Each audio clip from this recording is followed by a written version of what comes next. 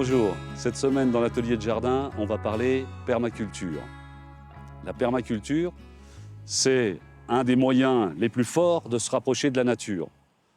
On ne bêche plus, le sol, l'objectif est de reconstituer les sols. Il y a énormément de techniques pour ça.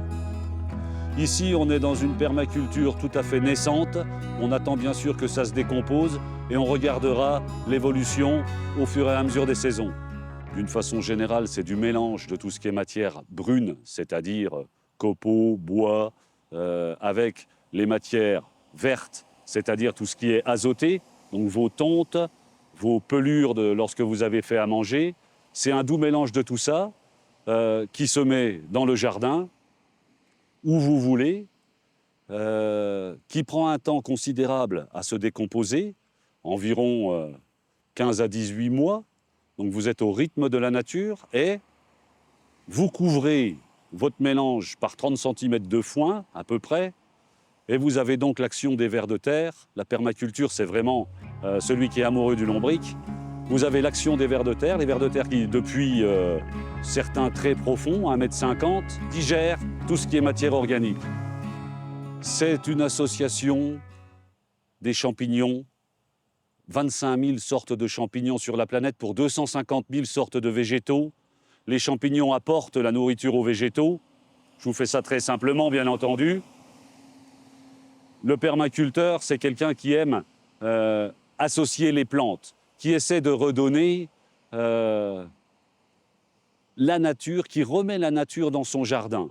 C'est d'abord un observateur, où les choses poussent. Généralement, on les laisse pousser. Il y a très peu de mauvaises herbes ou de mauvaises plantes. Et donc, elles s'associent une fois que vous les avez vues grandir. C'est le cas du framboisier qui peut pousser partout.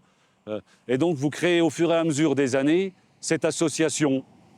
La consoude, celle-là, c'est la consoude B14. La consoude, elle va chercher en profondeur essentiellement le potassium. Elle est aussi bourrée d'azote. Elle fait des feuilles énormes. Vous servez des feuilles pour pailler, pour mettre dans vos buts. Et donc, c'est une sorte d'auto-fertilisation progressive. Le rêve du permaculteur, en tout cas de beaucoup d'entre eux, c'est de tendre vers l'autonomie alimentaire. Effectivement, quand vous avez des plantes qui vous donnent à manger de partout, il y a un moment, votre rêve est accompli. Seulement, il faut bien voir le temps que ça met. Vous êtes au rythme, encore une fois, de la nature. Donc, permaculture, ça veut dire culture permanente. Donc, le permaculteur, il a de tout, partout, et il mange tout l'hiver et toutes les saisons.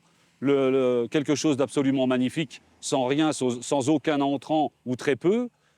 C'est vraiment, en tout cas, c'est comme ça que je perçois le truc.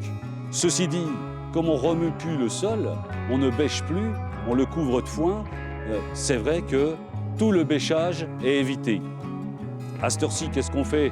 On va commencer à décompacter, ou à la grelinette, ou avec une fourche quatre-dents, c'est-à-dire juste décompacter à l'intérieur de la butte, tout doucement, en essayant de rien briser, parce que le sol, c'est donc tous les mycéliums qui le constituent, qui ne doivent pas être cassés.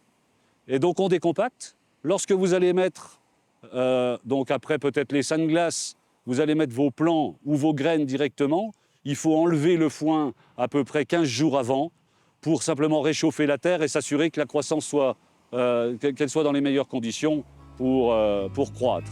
Voilà, je vous donne rendez-vous la semaine prochaine pour un nouvel atelier.